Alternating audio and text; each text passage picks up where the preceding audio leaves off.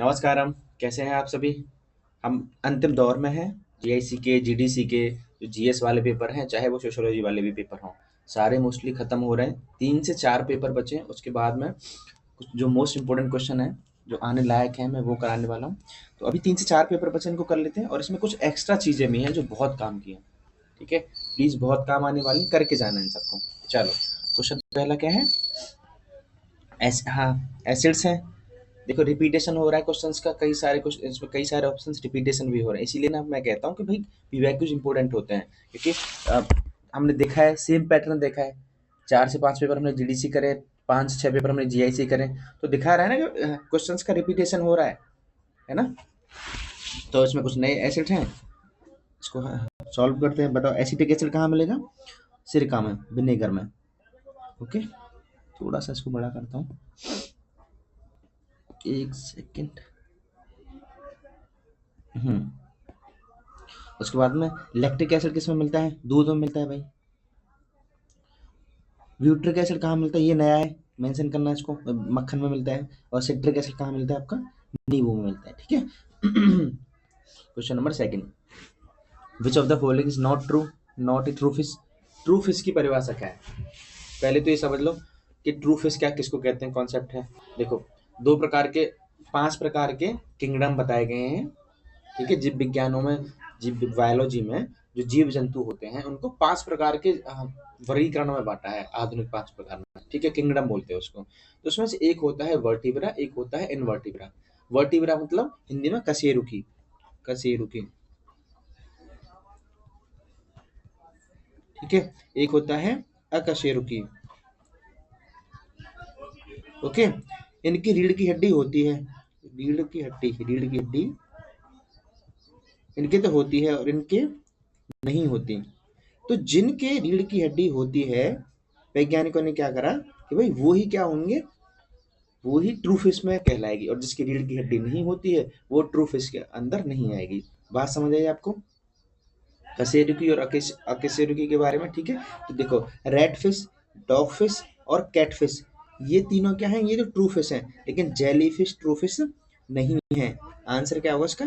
Jelly fish. आपको दोनों चीजें तो कॉन्सेप्ट याद रखने, साथ में आपको तीनों ऑप्शन भी याद रखने पड़ेंगे। रेड, डॉग और कैट फिश, ये भी क्या होती है? ट्रू फिश होती है।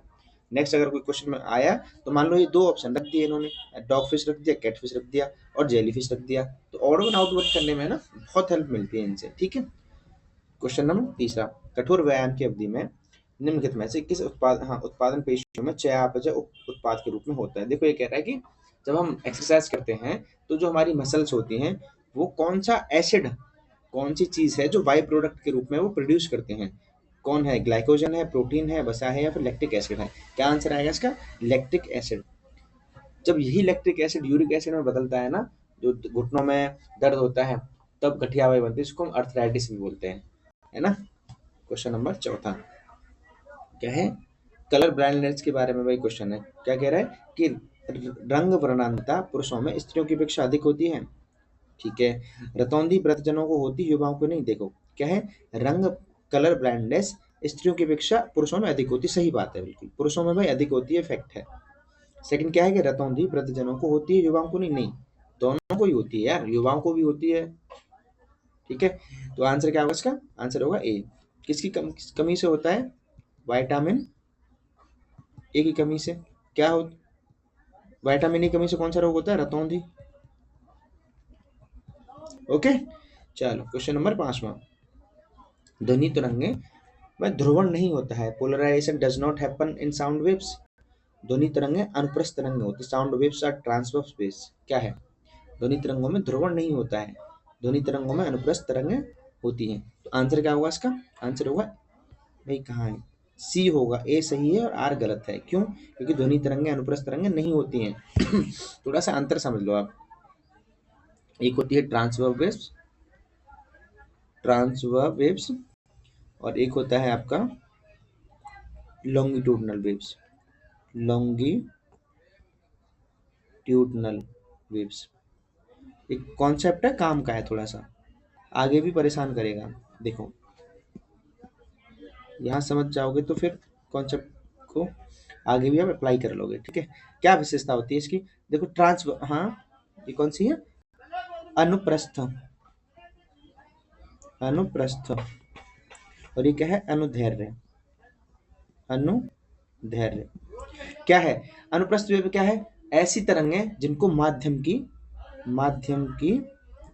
माध्यम की आवश्यकता होती है, माध्यम की आवश्यकता होती है और नहीं भी होती है, और नहीं भी होती है, नहीं भी होती है। ठीक है, इसको अनुदैर्घ्य तरंगे वालों को, इनको माध्यम की आवश्यकता मैंडेटरी है। माध्यम की आवश्यकता बताऊंगा मैं भी, माध्यम की आवश्यकता आवश्यकता अनिवार्य है, अनिवार्य है। ठीक है, अब एग्जाम्पल देखो ट्रांसफर वेव्स के कौन कौन से हैं। जैसे मान लो प्रकाश तरंगे, प्रकाशीय तरंगे, प्रकाशीय तरंगे, प्रकाशीय तरंगे जैसे एक्सरे, अल्फा, बीटा, गामा। ठीक है, रेडियो तरंगे, उसके बाद में कौन सी? रेडियो तरंगे। ये याद रखने एग्जाम्पल है, और ये कॉन्सेप्ट भी याद रखना है, रेडियो तरंगे। ठीक है, पानी में जो हम पत्थर मार देते हैं ना, तो तालाब में जो तरंगे होती हैं, ठीक है, और तनी हुई रस्सी में जो तरंगे होती हैं, रस्सी में पत्थर से तनाव के कारण उत्पन्न तरंगे, ये क्या है? ये सब ट्रांसवर्स वेव्स हैं। क्या है? ये सब ट्रांसवर्स वेव्स हैं, ट्रांसवर्स वेव्स। ठीक है, लॉन्गिट्यूडनल। अच्छा, तो इनका एग्जांपल क्या है? अब देखो, माध्यम की आवश्यकता, ये निर्वात में ट्रेवल नहीं कर सकते। निर्वात वैक्यूम में प्रकाश ट्रेवल करता है। जैसे जहाँ वैक्यूम किसको कहते हैं? जहाँ हवा नहीं है। ठीक है, और वहां हम प्रकाशीय किरणों को छोड़ दें तो भाई प्रकाश ज्यादा तक ट्रेवल करता है वहां पर। लेकिन लॉन्गिट्यूडनल वेव में अगर ध्वनि को हम वैक्यूम में छोड़ें, एग्जाम्पल के लिए जब हम स्पेस में जाते हैं तो सामने वाले को सुनाई नहीं दे सकता है बिल्कुल भी, चाहे वो कितना भी पास खड़ा हो, क्योंकि वहां वैक्यूम है, वहां पर माध्यम की आवश्यकता होती है। समझ रहे हो? तो लॉन्गिट्यूडनल वेव के एग्जांपल्स क्या हो गए? ध्वनि तरंगे, ध्वनि तरंगे। ठीक है, ध्वनि तरंगे। और उसके बाद में आपका पी वेव्स। हाँ, पी वेव्स क्या होती है? भूकंप की प्राथमिक तरंगे, भूकंप की प्राथमिक तरंगे। ठीक है, समझ रहे हो? तो ये ठोस, लिक्विड, गैस, ये यहाँ ट्रेवल कर सकती हैं। तो अब समझ आया ट्रांस अनुप्रस्थ तरंगे और अनुदैर्घ्य तरंगों में अंतर समझ रहे हो आप? ये काम की है, याद रखना। चलो क्वेश्चन नंबर नेक्स्ट। पृथ्वी पर जीवन की उत्पत्ति कब हुई? ध्यान से पढ़ना है इस स्टेटमेंट को। पृथ्वी पर जीवन की उत्पत्ति पूछ रहा है, ना कि पृथ्वी की उत्पत्ति का समय पूछ रहा है। दोनों में बहुत फर्क है। अभी इस बारी क्वेश्चन ये पूछ लिया पृथ्वी पर जीवन की उत्पत्ति, नेक्स्ट टाइम ये पूछ लेगा कि पृथ्वी की एज बता दो भैया कितनी है। तो पृथ्वी पर जीवन की उत्पत्ति कितनी है? 3.5 बिलियन ईयर एगो। ठीक है, कितनी है? अब ये पूछ लेगा आपको पृथ्वी की एज कितनी है, पृथ्वी की एज कितनी है, तो आपको बताना पड़ेगा 4.5 बिलियन ईयर एगो। ओके, कौन सी वाली? ये वाली। तो भाई ये वाला इफेक्ट आप याद रखिएगा। ठीक है, चलो क्वेश्चन नंबर नेक्स्ट। ये क्या है? हाँ भाई, थोड़ा सा उल्टा रख गया, ये क्वेश्चन ऐसे करके है। ये पूछ रहा है कि इंडियन ओशियन में सबसे बड़ा आइलैंड कौन है एरिया के हिसाब से? जिंजीबार है, मेडागास्कर है, सेशेल्स है, या मॉरिशस है? आपको दो चीजें आपको इसमें याद रखनी। पहले तो फर्स्ट ऑफ ऑल कि इंडियन ओशियन में ही ये चारों चीजें हैं। क्वेश्चन नेक्स्ट टाइम ऐसे बना देगा कि बताओ कि इंडियन ओशियन में कौन कौन से आइलैंड हैं या नहीं है, इसी क्वेश्चन में से फ्रेम कर देगा। इस बार क्या पूछ लिया कि भाई एरिया वाइज सबसे बड़ा आइलैंड कौन है? कौन होगा? मेडागास्कर होगा। कहाँ पड़ता है? अफ्रीका के पास पड़ता है, लेकिन है इंडियन ओशियन में, याद रखना। ठीक, तो जिंजीबार, मेडागास्कर, सेशेल्स और मॉरिशस कहाँ पड़ते हैं? इंडियन ओशियन में पड़ते हैं। Okay, question number 8। निम्नलिखित नदियों में से कौन सी नदी अपने बहाव में भूमध्य रेखा को 2 बार काटती है? भूमध्य रेखा को तो कौन सी काटती है? कांगो। कुछ फैक्ट और है, ये बहुत काम के हैं। जैसे कांगो को हम जायरे नदी भी कहते हैं, कांगो या फिर जायरे। ठीक है, ये किस नदी को 2 बार काटती? ये तो भूमध्य रेखा को काटती है। मान लो भूमध्य रेखा अरे यार, भूमध्य रेखा को 2 बार, ठीक है। उसके बाद में लिम्पोपो, ट्रिक है मैं बता दूंगा, KLM, लिम्पोपो। ये क्या करती, ये मकर रेखा को 2 बार काटती है, मकर रेखा को 2 बार काटती है, याद रखना 2 बार। उसके बाद में माही, KLM, माही, माही नदी इंडिया की, ये क्या करती है, ये कर्क रेखा को 2 बार काटती है, कर्क रेखा को, रेखा को, तो ठीक है। क्या है, KLM, के से कॉन्गो या जायरे, ये अफ्रीका की नदी है, अफ्रीकन कॉन्टिनेंट की, ठीक है। लिम्पोपो भी अफ्रीका कॉन्टिनेंट की नदी है, और माही नदी किसकी है, ये इंडिया की है। तो अब देखो, कॉन्गो जायरे भूमध्य रेखा को 2 बार काटती है, ठीक है, इक्वेटर को, okay. Limpopo tropic of cancer को कितनी बार काटती है, 2 बार काटती है। माही नदी ट्रॉपिक ऑफ कैप्रिकॉर्न को कितनी बार काटती है, 2 बार काटती है। दोनों को याद रखना, ये पूछा जाता है। इस बार तो कॉन्गो का पूछ लिया, नेक्स्ट टाइम लिम्पोपो या माही नदी का पूछ लेंगे। अगर तीनों में, अगर तीनों को अगर पूछा होगा तो उसने अगर नेक्स्ट टाइम ये पूछ लेगा कि लिम्पोपो को तो रख देगा सामने भूमध्य रेखा के, कॉन्गो को रख देगा सामने मकर रेखा के, माही नदी को फिर और कहीं रख देगा और पूछ लेगा कि भाई तीनों में मैच करके बताओ। याद रखना, मैं फिर से रिपीट कर रहा हूँ, माही नदी है इंडिया की, और कर्क रेखा इंडिया से कितने राज्यों से होकर गुजरती है, 8 राज्यों से होकर गुजरती है। तो माही नदी और माही और नर्मदा भी तो एक ही ब्रज घाटी से होकर बहती है ना, वहीं आसपास, ठीक है। तो समझ आ गया कि माही नदी काटती है कर्क रेखा को, ना कि गलती से नर्मदा मत कर देना। लिम्पोपो मकर रेखा को 2 बार काटती है, कॉन्गो भूमध्य रेखा को 2 बार काटती है, ठीक। क्वेश्चन नंबर 9, भारतीय सुदूर संवेदन संस्थान IRS निम्नलिखित में से किस शहर में है, देहरादून, हैदराबाद, अहमदाबाद या नागपुर। कहाँ है, देहरादून में है। पेट्रोलियम निर्यातक देशों का संगठन ओपेक की स्थापना कब हुई, 1955, 95, 60, 70, कब हुई, 1960 में। HQ कहाँ है इसका, हेडक्वार्टर ओपेक का हेडक्वार्टर कहाँ है, बियाना, बियाना। ये कहाँ पड़ता है, ऑस्ट्रिया की राजधानी है, ऑस्ट्रिया, ऑस्ट्रेलिया नहीं, ऑस्ट्रिया, ठीक है। ओपेक की स्थापना कौन सी कॉन्फ्रेंस के कारण हुई, जैसे IPC, IPCC, UNFCCC, UNFCCC, इनकी स्थापना, ठीक है, हुई है।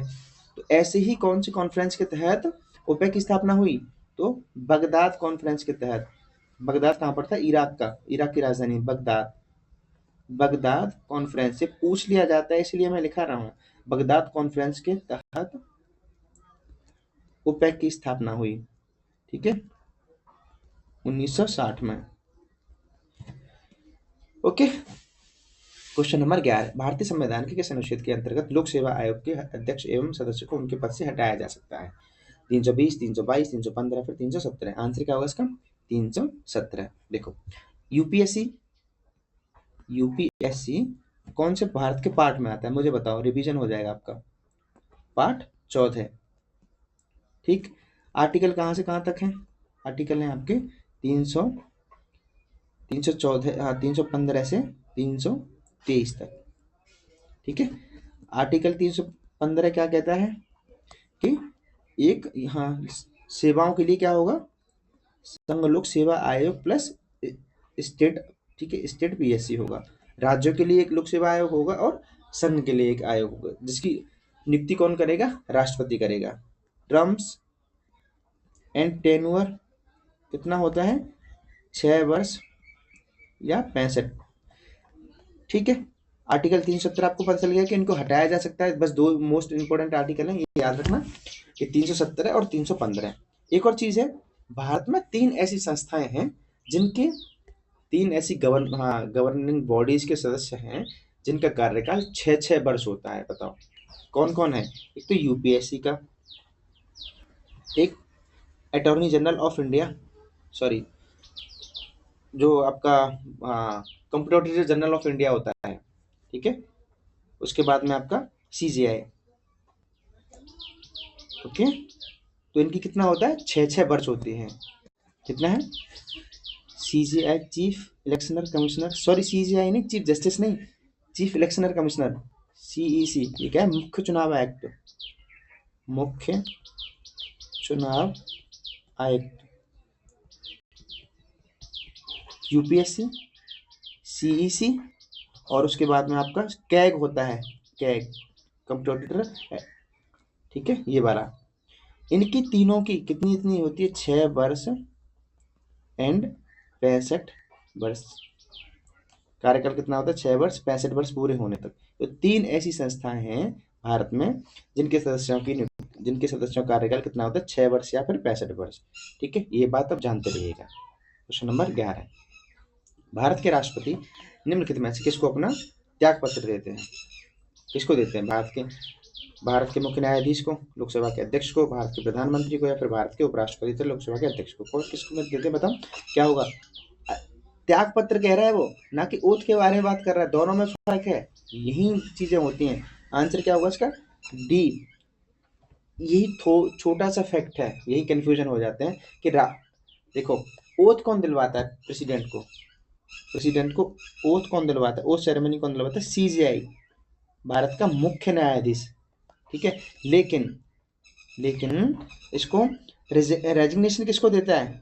रेजिग्नेशन किसको देते हैं राष्ट्रपति? वाइस प्रेसिडेंट को, और वाइस प्रेसिडेंट को देते हैं, ठीक है। और लोकसभा के अध्यक्ष को इसकी सूचना देते हैं कौन? Vice president. ठीक है, और मैंने 2 दिन से लगातार मैं प्रेसिडेंट के आर्टिकल करवा रहा हूँ। तो प्रेसिडेंट की ओथ किस में आती है, मुझे बताओ किस में आती है? ओके, कमेंट करना। क्वेश्चन नंबर कौन सा हो गया? 12। स्वतंत्रता के बाद भारतवर्ष में अब तक कितनी बार आपात की घोषणा की गई है? फाइनेंशियल की इमरजेंसी की बात कर रहे हैं। 1 बार, 2 बार, 4 बार या कभी नहीं? कभी नहीं होगा भाई। थोड़ा सा इस पर बात कर लेते हैं। इमरजेंसी प्रोविजन कहाँ है? पार्ट के कौन से में है? पार्ट 18 में है। ठीक है, आपात के उपबंध कितने प्रकार के इमरजेंसी प्रोविजंस हैं? 3 प्रकार के। आर्टिकल कौन सा है? 352। आर्टिकल कौन सा है? 356। आर्टिकल कौन सा है? 360। ठीक है, इसको कहते हैं नेशनल इमरजेंसी, राष्ट्रीय आपातकाल। इसको कहते हैं राज्य आपातकाल, राज्य आपातकाल, या प्रेसिडेंशियल रूल, या राष्ट्रपति रूल। Presidential rule. इसको कहते हैं फाइनेंशियल इमरजेंसी। ओके, अब इसमें कुछ मेन पॉइंट है याद रखने आपको। नेशनल इमरजेंसी दोनों सदनों ने अप्रूव कर दी, तो कितने महीने में अप्रूव करनी होती है? 1 महीने में संसद से अनुमति लेनी होगी। ठीक है भाई। राज्य आपातकाल प्रेसिडेंट रूल के लिए कितने महीने में? 2 महीने में। ये फर्क है, 2 महीने में अनुमति संसद से, 2 महीने के अंदर अनुमति। ठीक है, और फाइनेंशियल ईयर के लिए ऐसा कोई भी प्रावधान नहीं है, और अब तक ही एक भी बार नहीं लगा है। ठीक है, जब नेशनल इमरजेंसी लगती है तो ऐसे 2 आर्टिकल हैं जिनको छोड़कर बाकी मौलिक अधिकारों को सरकार क्या कर दी थी? डाउन प्ले कर दी थी। तो आर्टिकल 20 और 21 को छोड़कर, ठीक है, बाकी आपके मौलिक अधिकारों को सरकार मतलब छीन लेती है। समझ आ गया आपको? आर्टिकल 352 में क्या है? इसको नेशनल इमरजेंसी बोलते हैं। आर्टिकल 356 क्या है? इसको राज्य के अंदर लगता है, और राज्य के छोटे से हिस्से में भी लगता है। राज्य आपातकाल अब तक सबसे ज्यादा 100 से ज्यादा बार लगाया जा चुका है, और सबसे ज्यादा बार प्रेसिडेंशियल रूल कहाँ पर लगा है? पंजाब में लगा है। कहाँ लगा है ये ध्यान रखना, कहाँ लगा है सबसे ज्यादा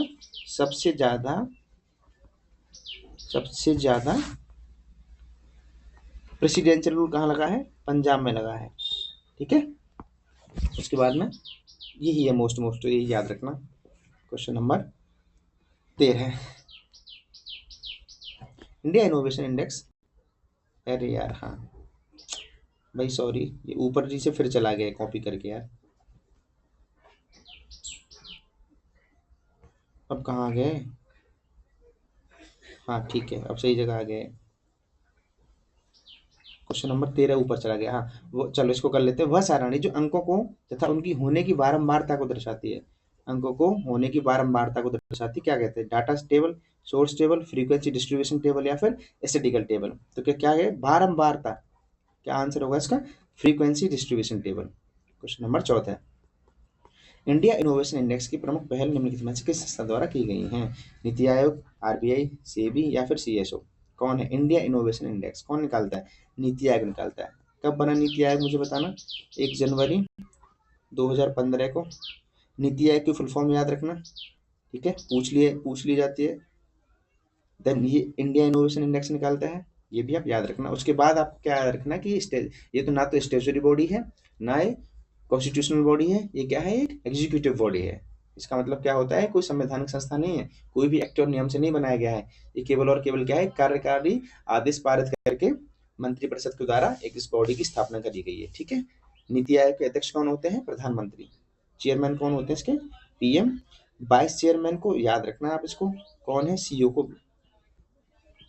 ठीक है। क्वेश्चन नंबर 15 रीजनिंग क्या है? 5, 10, 60, 75, 3, 6 कितना है बताओ? तो कर लो भाई। 10 से 60 हो गया और 12 से 75 हो गया, तीन अब 6 से 6 हो गया, तो कितना हो गया? ठीक है, तो इजी दिख रहा है आपको? अरे ये 12 बार हो गया, 6 बार हो गया, 15 से कितना हो गया? 45 हो गया। क्वेश्चन नंबर नेक्स्ट कौन सा है? शूल है। प्राचीन समय में निम्नलिखित ब्राह्मण परिवारों में से किस परिवार ने समसामयिक शासकों को पराजित किया तथा अपना प्रभुत्व स्थापित किया? अंगिरस है, भृगु है, पुलस्त्य है, अत्रि है। देखो ये क्या है? ये सप्तऋषियों के वो हैं, सप्तऋषियों के वंशज हैं, कुछ उसमें सप्तऋषि भी हैं। आंसर क्या होगा इसका? भृगु होगा, ठीक है। याद रखना, वैसे ज्यादा कॉन्सेप्चुअल नहीं है, फिर भी याद रखना। क्वेश्चन नंबर नेक्स्ट कौन सा है? 17वां the problem of the east नामक किसकी बुक है? Jennifer Lawson, Lord Lytton, Lord Curzon या फिर विंस्टन चर्चिल? किसकी है? जॉर्ज कर्जन की है। ओके, क्वेश्चन नंबर 18 निम्नलिखित में से बाघ गुफाएं कहाँ हैं? बाघ गुफाएं कहाँ हैं? बिहार में, राजस्थान में, मध्य प्रदेश में या फिर उत्तर प्रदेश में? कहाँ है? एमपी में। एमपी कौन सी स्टेट में? कौन सी डिस्ट्रिक्ट में पूछ लिया जाता है? धार जिले में। किससे संबंधित है? बौद्ध गुफाएं किससे संबंधित है? बौद्ध धर्म से, ठीक है। चलो ये था छोटी सी, बहुत लेकिन बहुत ज्यादा इन्फॉर्मेटिव है।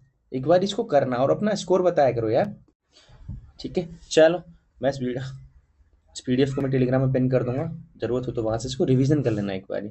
मिलते हैं नेक्स्ट वीडियो में, बने रहिए। हैव अ गुड डे, जय हिंद।